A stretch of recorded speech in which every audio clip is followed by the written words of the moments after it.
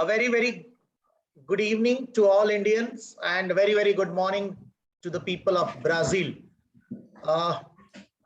Welcome to Dr. Daniel. Thank you so much. Good Indeed, it is a great pleasure for me to welcome all intellectuals on the screen, those who are going to talk about developing research skills in young mind. Global Edu-Leader Forum is working for education, health, and entertainment.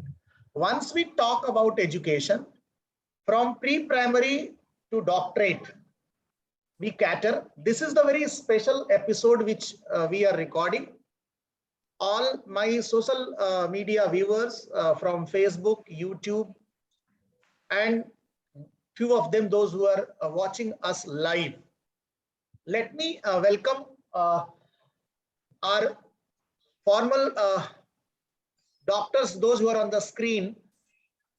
At outset note, Dr. Salil, Jammu and Kashmir, Professor of Management. Daniel, Dr. Daniel, who has joined us, he is basically in Department of Science and Mathematics. Dr. Marlene, she has joined from Brazil, and she is in Professor of Pedagogy and New Technology. She has written lots of books, Technological Mobility and Didactic Planning, Management, Evaluation, Educational Reforms are the core area of Dr. Marlene. Pramila Thapa, who has joined from Nepal, as I remember, she is a keen observer of emotional intelligence, and she will be talking about. So this is the wholesome from emotion to management, science and technology we are going to talk about. I would love to invite Dr. Daniel, your approach towards developing scientific skills or research temperament in young mind. Over to you for talk 5 to 7 minutes. Right. Good morning here from Brazil, and I will talk a little bit about this theme, developing research skills in our young minds, from research, work, and actions of the study and research group on non-formal education and science teaching that is called GenFEC here in Brazil, that is led by myself and Professor Pedro Colombo. That is my partner here in the university and in the research group. Our study and research group on non-formal education and science teaching has been working on the themes of teacher training, non-formal education, scientific dissemination, and science teaching interface. And among the actions developed in recent years, some projects have stood out with the support of external agencies here in Brazil, including some themes as innovating and contextualizing teaching when we work, insertion and investigation of solar physics teaching in high school, forming science disseminators for the Triângulo Mineiro, that is the region here in Brazil that we live, and scientific fairs and exhibitions beyond the university walls, and other one, beyond the university walls, scientific dissemination through social, educational, and cultural actions. After my presentation, I will put here in the chat our website to know a little bit more about our work related to teaching, to extension, and to research. And for example, in our project Beyond the University Walls, scientific dissemination through social, educational, and cultural actions, we carried a traveling planetarium as an integral part of a program that has this name, Beyond the University Walls, and is managed by me and teacher Pedro Colombo, Professor Pedro Colombo, and Marcos Moreira, Thiago Marinho too. And in this itinerant space, research actions have been developed on the public perception of science, especially on youth, extension of the popularization of science and technology, and teaching at different levels, thus meeting the triad that sustains the university, the teaching, the extension, and the investigation. And when we talk about youth in the plural, especially, I bring for our discussions the research questions from Silva's work that was my PhD student, and she asks, what meanings are attributed by the young high school students to the public schools here in Uberaba, Minas Gerais, where we live.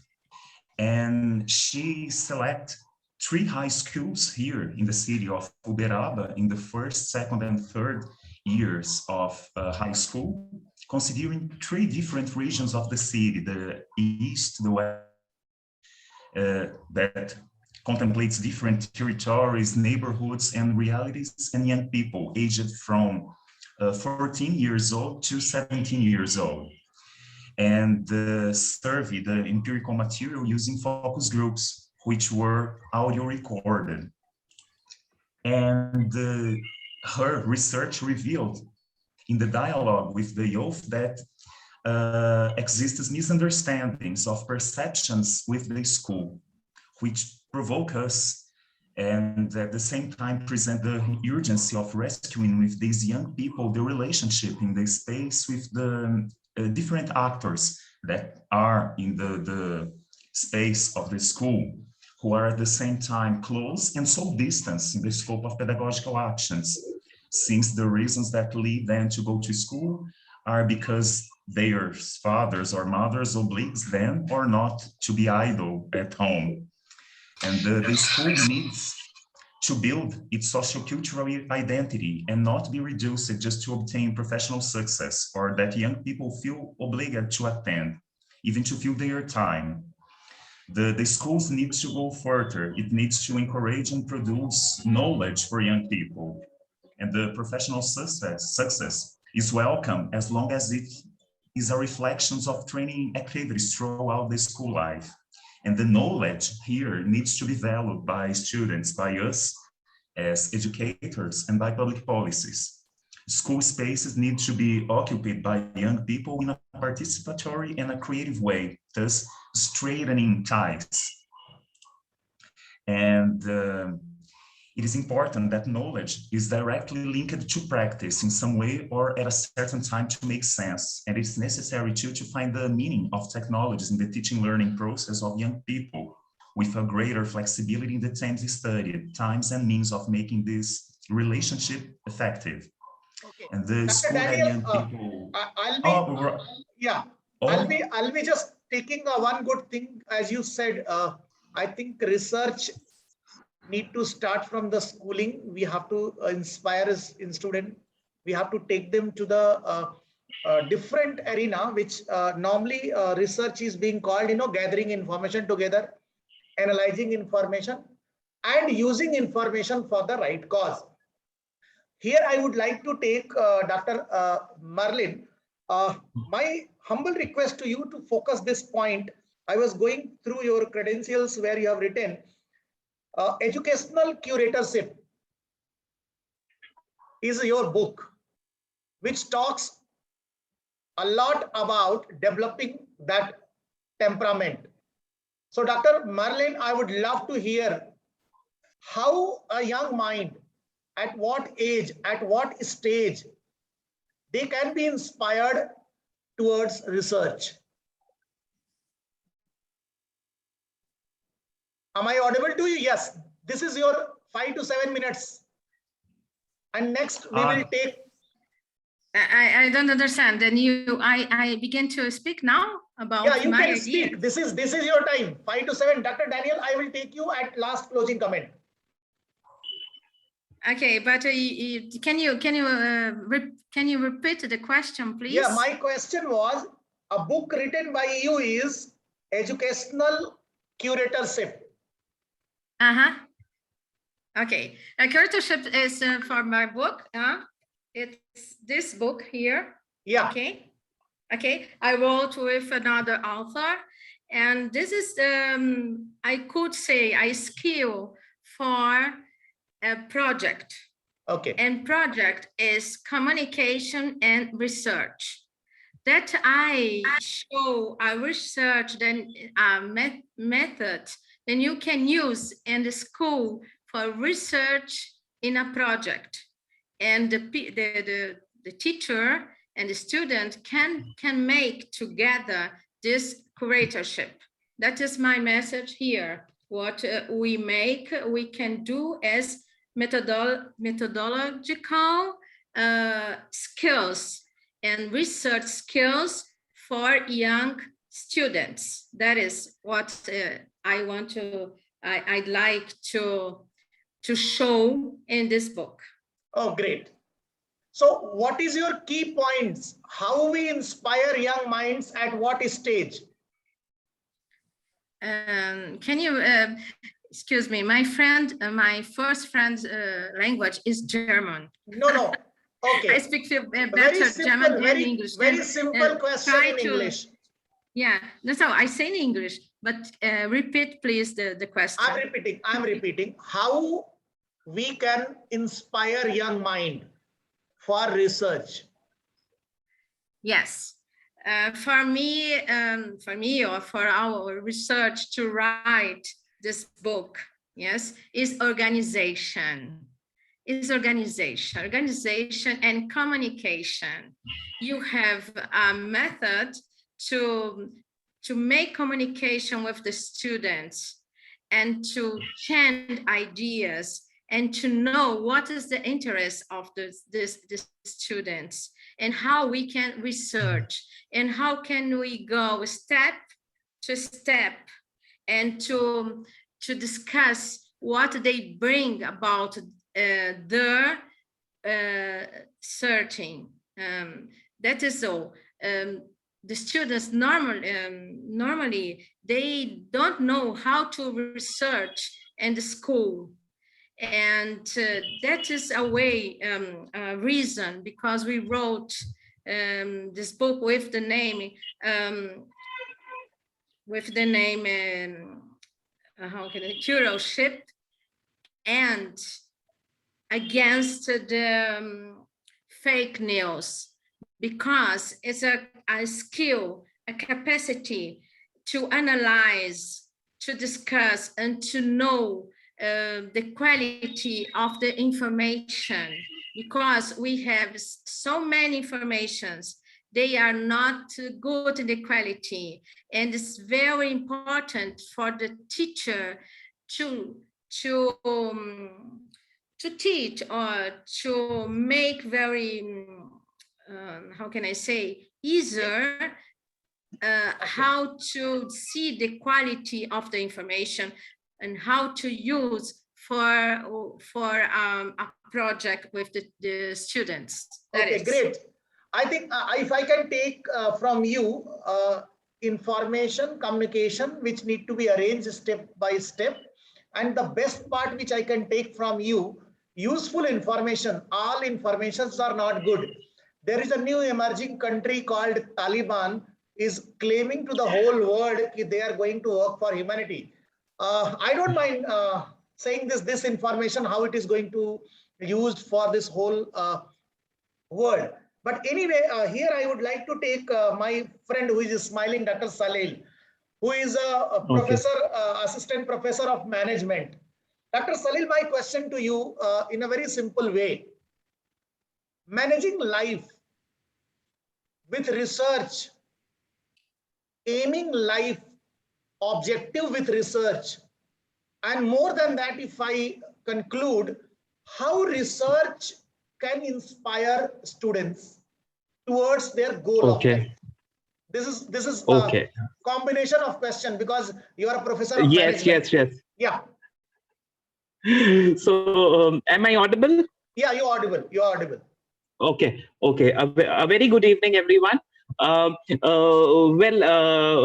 would say that SK sir has bombarded me with plenty of questions at one go. However, I would like to take it stepwise. In phase one, I would like to answer, the very first part of your question. So as to what is the essence of research acumen, so as to why do we require it and why human beings require it. So I would say that when there is research, there is a probability of innovation. And when there is an innovation, there are chances of development. And when there is development, there is a sense of fulfillment among human beings. And when that sense of fulfillment actually comes into existence, we strive at something what we term it as happiness. So this is how I relate research, which is said to be a very far-fetched thing, from happiness, and this is how I relate the two things. However, in Indian context, when we talk about the national education policy, we've got various missions by means of which we are trying to achieve it. More so, the impetus here in Indian scenario is much more on the higher education side. For example, Mission Nalanda, Mission Takshashila, or the new education policy talking about type 1, type 2, or type 3 higher education institutions. Mind you that the two types are primarily dedicated to research. So out of three, we have got two types of institutions which are dedicated specifically to research. We also have something called as the National Research Foundation, which is an apex body, which is actually meant to for creating a strong research culture and business research capacity, across the higher education. Talking to taking up the second part of the query raised by SK sir, I would talk slightly about the financial aspects, and that's very interesting also. Unless and up till what I'm saying is backed by certain facts and figures, it would make no sense. The pumping of finances, mind you, as a percentage of GDP for various nations, for India it has been 2.7% of the GDP, which is actually being pumped in for higher education institution and for upliftment of research in higher education. For USA it is close to 5%, for UK it is 5.5, and for Brazil it is almost 6% of the total GDP. So that means Brazil is trying to invest a lot as far as the upliftment of higher education is concerned, and as far as pumping in of research funds into higher education is concerned. A very interesting fact that I would like to all of you to ponder on is the spending on research and innovation. Again, as a percentage of GDP, I would talk about. India is spending, as per the the facts and figures of 2017. India has spent 0.7% of its GDP and has filed around 45,000 patents, whereas China has pumped in 2.1% of the GDP and has filed almost 13 lakh patents. So we are at 45,000 patents per year, and they are at 13 lakh patents per year. USA has pumped in 2.8% of their GDP and has yielded 6 lakhs. And Israel is one nation which is almost the highest in the list of countries that they have, that they have done their research on, that they had spent highest, which is 4.3% of their GDP, and their patent applications are merely 6,000. So the interesting fact that I would like to, quote here is that spending on research and innovation is never an indicator of the innovation output that we people expect. Therefore, we as developing nations, we cannot get into the blame game that since we do not have enough finances because we are a developing nation, so we cannot innovate. All we need is creativity, and this should start at the grassroots level. I think this is what Daniel sir has been pinpointing towards the very starting also, that this has to start at the grassroots level. And what I mean by grassroots level is at the school level. So the second suggestion, I would say one of the suggestion for the development of research acumen would be go for innovation incubation centers at the school level itself. Encourage science models, of course, exhibitions for science models, that is rampantly happening in almost all the schools. But science and mathematics, they talk about everything in black and white. But what about the colors of light? What about, the social science constructs, which nobody is right now, trying to harpoon on? The second suggestion from my end would be that include the topic or the subject or the basics of research methodology, maybe as a voluntary subject. I don't say that harpoon upon the student something of research methodology, not details, but the basics that actually cater to a curious mind. And we can think of giving it a direction in order to validate it. I Now, think as far as my research, Dr. Salim, yes, very, yes, yes, very valid point. It is not important how much we are spending on research. I think right, it is most important how much we are investing in innovation of the brain, creativity of the brain, right. opportunity In which is being creating that created. curiosity, yes, Yeah, yes, yes. In at the school developing that level. scientific temper, Really, really right, great. right. I would love to take here Miss Pramila, who is a research scholar on process towards PhD, and especially she requested me not to write Dr. Pramila. Dr. Pramila is from Nepal and very, very keen towards developing skills in young mind. Over to Thank you, you, sir. Miss Pramila. Yeah. Yes, sir. Yes, sir.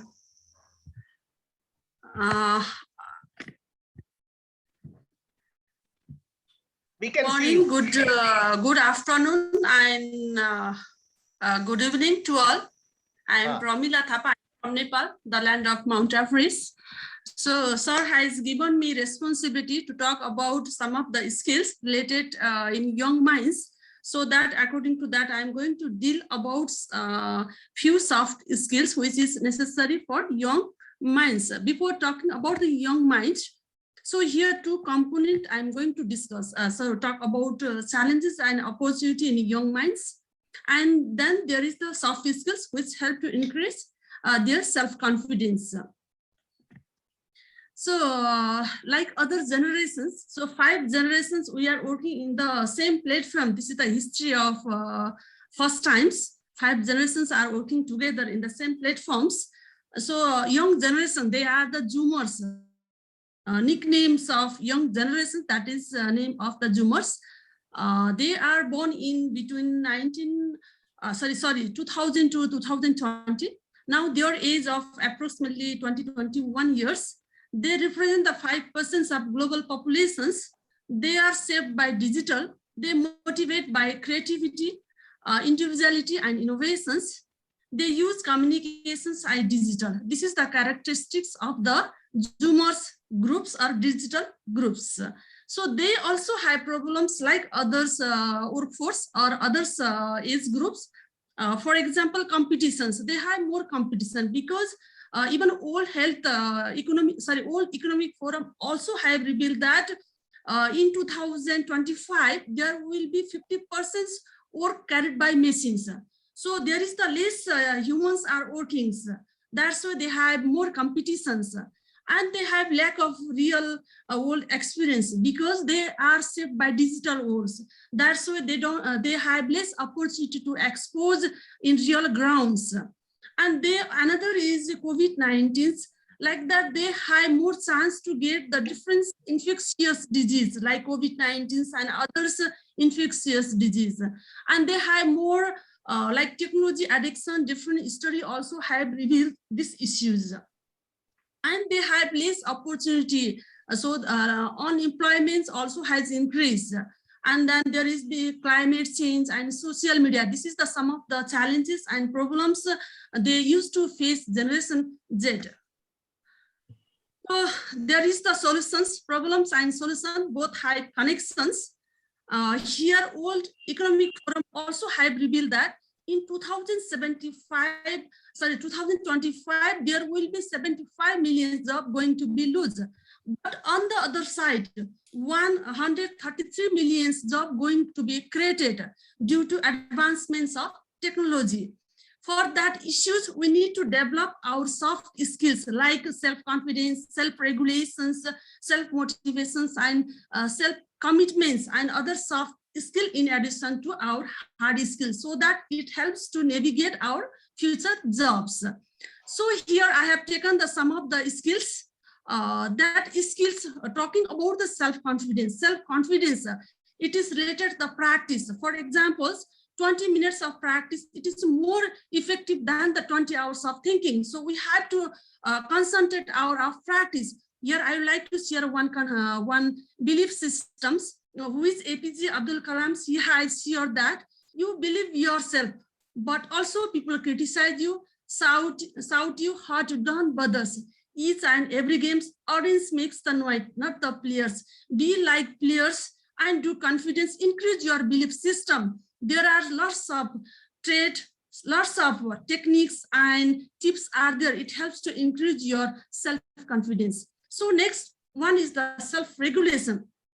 It is the important ingredients for human beings for increase your self-regulation, self-controls, and then self-care management, self-disciplines, and management of worries. If you are able to manage these issues, definitely you will get the huge success here. That's why there are the lots of tips, lots of models are there. You can regulate yourself. Another is the self-motivation. It is the moving forwards. Here, there are the self-efficacy and self-determination theory are there. It helps to motivate yourself. Here, what I like to suggest that we should not encourage all the time external praise, external motivations. For example, like a gift or some of the financial matters. Always we have, so for increase our self-motivations, tangibles like appreciation, like praise, that will help to encourage our self-motivations. So there are also different tips and strategies are there. It helps to increase our self-motivation. Next one is the self-commitment. Self-commitments, it transforms our promise into the reality. Here, self-commitment and success have the coordination. We should not blame to others. We need to search learnings. We need to encourage our learning systems. We should not encourage our difficulties. Always see the possibility, always see the alternative, so that it helps to engage ourselves. Who are more committed, they are good for self-engage. This is all about some of these soft skills. This Zoomer is the Generation Z.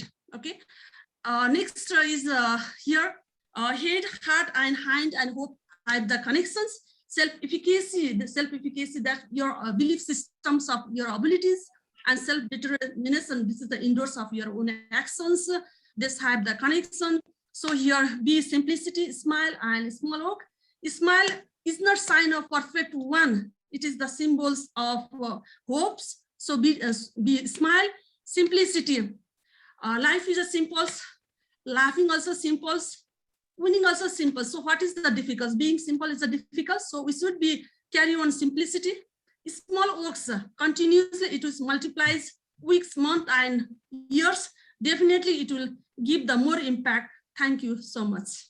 Thank you, Pramila. I think you have justified with all your emotional aspect and a really beautiful thing which I can take you from your PPT, that is head to heart is the tagline for Global Edu-Leaders Forum. You have added hope and hand together. So I think this will give a new dimension to the journey of Global Edu-Leader Forum. Closing remark, I would love to take from each one of you, those who have spoken. First, I'm coming to Dr. Daniel. You are with the field of science and mathematics. So key area or single line suggestion for you, how technology can help research. And this technology like Zoom, we are talking to each other from Brazil, India, Nepal together, can help the students in research. Perfect. I would like to continue my speak here, talking about a little bit about these actions specifically. For example, the films, the discourse of science dissemination, for example, in the cinematographic narrative, in science fiction films, for example, it's a possibility to work some scientific skills in the young people. For example, the use of films in science education is a valuable pedagogical resource. And the other possibilities, for example, active methodologies for teaching, for example, for teaching some research skills. The science fairs is an example to develop these skills to the museums, for example, is other possibility to explore some of them. I think that it's necessary to work with the teachers that works in the basic education, for example, to develop with their students in all levels, specifically in natural sciences, in social science and mathematics, to work with their students, the research skills. To the science fairs, for me, is a very important way to do this, because it's possible to the students to develop since the data recollecting, the analyzing, the writing of a text to be presented with other students and in the school. I think that is a very interesting possibility that can be used for everyone here, and since Nepal, India, Brazil, it's very interesting. But teachers have to be prepared to do this. I think that's great. My time is not allowing me. Otherwise, we can extend this session. Dr. Marlene, your closing comment about research skill, your advice. Marilene, you were speaking with me. So I'd like to think about how we could prepare children to the future. And I see the professional future of children. We must require research in many ways. We cannot live from today to the future without researching. True. Yes, that is a capacity to preserve what we will be a human being. If you have information, you must research about the quality. If you have a new job, you must research about your capacity to produce something new, not for your life, just for the world. We cannot think about by on ourselves. We are not alone, we are together. Then I found very nice to have this invitation to speak with people from Nepal, from India, from everywhere, because we must be together with our preoccupation that what we think about education, technology, and research. Yes, I think that you have given me a new energy. Global Edu-Leader Forum is a forum for the same cause, connecting people from each corner of the world, those who are sharing their experience, their knowledge, and we can take this journey forward.